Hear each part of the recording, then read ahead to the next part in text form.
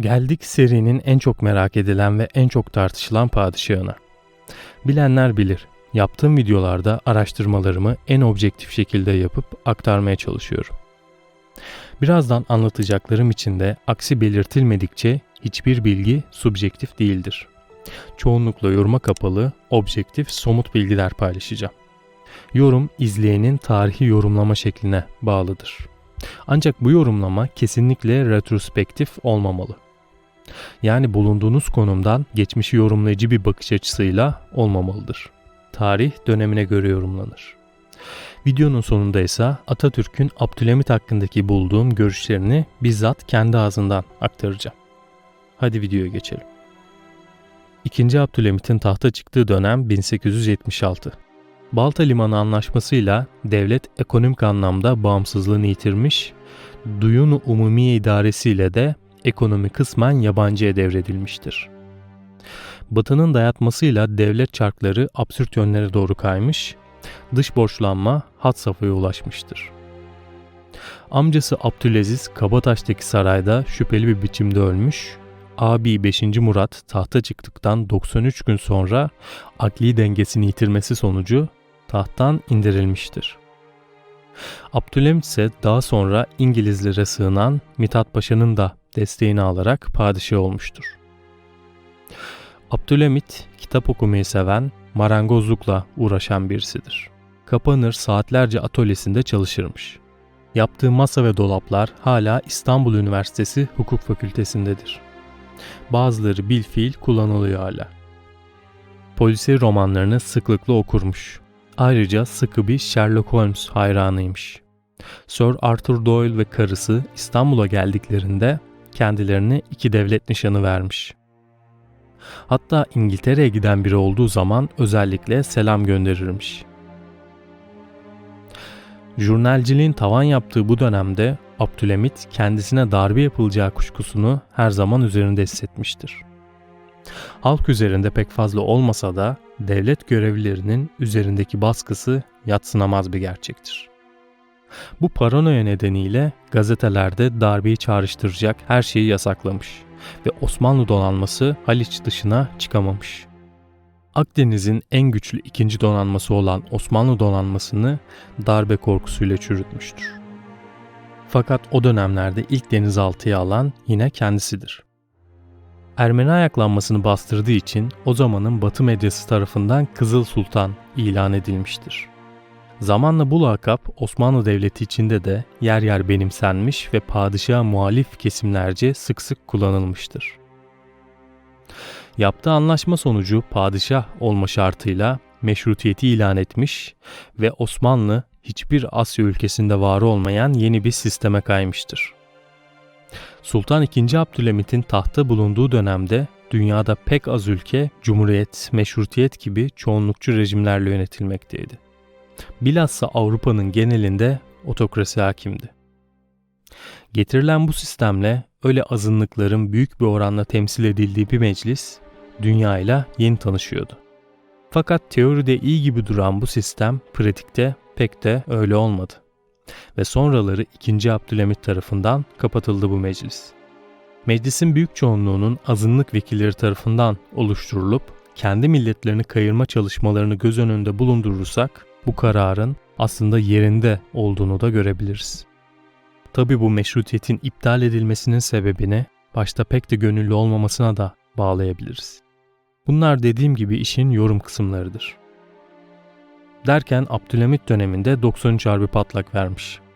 Osman Paşa videosunda detaylıca anlatmıştım. İsteyenler oraya bakabilir.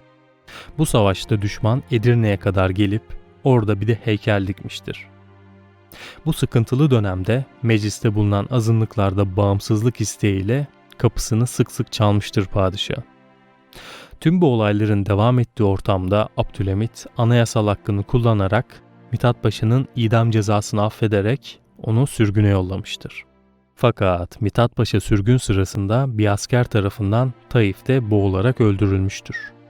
Kimileri bu olayı Abdülhamit'in yaptırdığına bağlar. O da ayrı bir konu. Abdülhamit uzun süreli padişahlığında devleti ayakta tutmak için elinden gelen her şeyi yapmış ve kısmen de başarılı olmuştur. Şunu unutmamak gerekir ki Osmanlı Devleti 1830'lardan itibaren uzatmaları oynadı. Ve gerçekte ayakta kalması kendi yönetiminin başarısından ziyade yabancı güçlerin koca toprakları nasıl paylaşacaklarına karar verememelerinden de kaynaklanıyordu. Osmanlı Devleti 1830'larda artık kendi gücüyle ayakta kalamayacak kadar zayıftı. Kendi valisi tarafından merkezi ordusu yok edilmişti. Devlet yıkılmak üzereyken Ruslar, İngilizler ve Fransızlar üşüştüler devletin başına. Çünkü hiçbir devlet rakip devletin Osmanlı toprakları üstüne çöreklenmesini istemiyordu. Osmanlı Devleti Polonya'nın akıbetine uğrayabilirdi. Polonya 18. yüzyılın sonunda etrafındaki büyük devletler tarafından paylaşılıp kısa sürede yok oldu. Ama Osmanlı Devleti'nin farklı bir durumu vardı.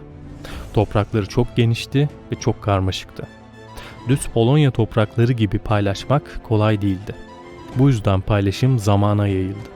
Uzun süreli bu paylaşım esnasında büyük güçler birbirlerini gözettiler. Hepsi Osmanlı'dan parça parça bir şeyler koparttı. Bunlara karşılıklı göz yumdular. Yine de devletin topyekün yıkılmasını istemiyorlardı. İşte herkeslerce bahsedilen denge politikası da buradan doğdu. Abdülhamit'in doğru bir şekilde yaptığı büyük güçleri ürkütmemek, olabildiğince birbirlerine karşı kullanmaktı. Bu yüzden gerçek bir kahramanın tepki vereceği birçok durumda tepkisiz kaldı. İngiltere Mısır'ı, Fransızlar Tunus'u, Avusturya Bosna'yı, Bulgaristan Doğu Rumeli'yi işgal ederken neredeyse hiç tepki vermedi. İlk üçüne zaten tepki veremezdi.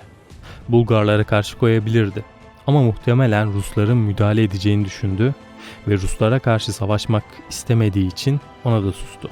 Susmak zorunda kaldı. Abdülhamit'in siyaseti kimileri tarafından korkaklık olarak da görülebilir. Ama bu gerçekten de büyük haksızlık olur. Çünkü elindeki imkanları bilen zeki bir liderin kazanamayacağı bir savaşa girmesi daha büyük bir aptallıktı. Abdülhamit içinde bulunduğu durumu en iyi şekilde yönetmeye çalıştı.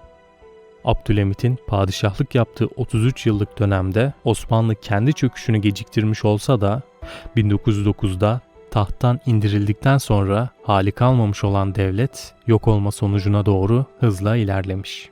Kağıt üstünde öyle olmasa da Osmanlı'nın son padişahıdır kendisi.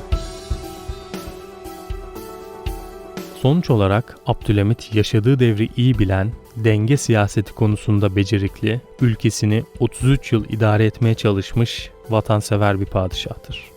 Ne anlatıldığı kadar olağanüstü bir put, ne de beceriksiz gerici bir Kızıl Sultan. Kendisi sadece vatanını seven, elinden geldiği her şeyi yapan bir padişahtı. Son olarak Atatürk'ün kendisi hakkındaki görüşlerine geçmek istiyorum. 23 Temmuz 1958 tarihinde Hürriyet gazetesi Nizamettin Nazif'in bir yazı dizisini yayınlamaya başlar. Niye bu tarihte başlanır? Meşrutiyetin ilanı üzerinden 50 yıl geçmiştir çünkü. Bu hatıraların bir yerinde 31 Temmuz 1958 tarihinde o zamana kadar bilinmeyen bir hatırasını anlatır. 1937'de artık devlet adamlığı ile iyice olgunlaşan Atatürk'ün Abdülhamit'i nasıl gördüğüne dair ilişkin çarpıcı bir anekdottur anlattı. Yazıyı olduğu gibi okuyorum. 1937 yılındaydı. Yaz aylarından biri. Doğrudan doğruya kendi kontrolündeki bir gazetede Makedonya adlı bir eserim tefrika ediliyordu. Bir akşamüstü başyaver Celal Bey beni telefonla aradı. Dolmabahçe Sarayı'na davet edildim. Ve saraya girince de hemen hiç bekletilmeden üst kata çıkarıldım. Bir kapı açıldı. Kendimi büyük adamın karşısında buldum. Saygılarımı bildirince mutat bir iki nezaket cümlesiyle beni taltif etti.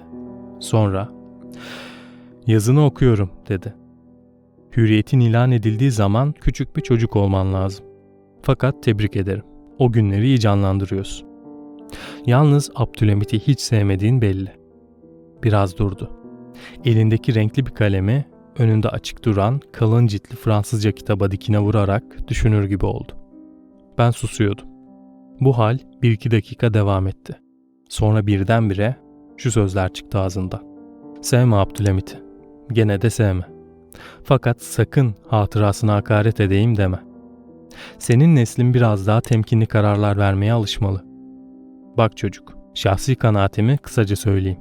Tecrübe göstermiştir ki toprakları üstünde yaşayan insanların çoğunluğunun ahvali meşkük ve hudutları yalnız düşmanlarla çevrili büyük bir devlette Abdülhamit'in idare tarzı azami müsamahadır. Hele bu idare 19. yüzyılın son yıllarında tatbik edilmiş olursa. Bunun üzerine ayrılmama müsaade buyurmuşlardı. Saygılarımı tekrarlayarak huzurlarından uzaklaşmıştım. Konuyu toparlayacak olursak, Abdülhamit'i göklere çıkarmak ne kadar anlamsızsa, sırf ideolojisini beğenmediğiniz kesimin rol modeli olduğu için de yerin dibine sokmak o denli fevri bir davranış. Umarım video hoşunuza gitmiştir. Bu konu hakkındaki görüşlerinizi ve farklı video önerilerinizi yorumlar kısmına yazmanızı bekliyorum. Bir sonraki videoda görüşünceye dek kendinize iyi bakın, hoşça kalın.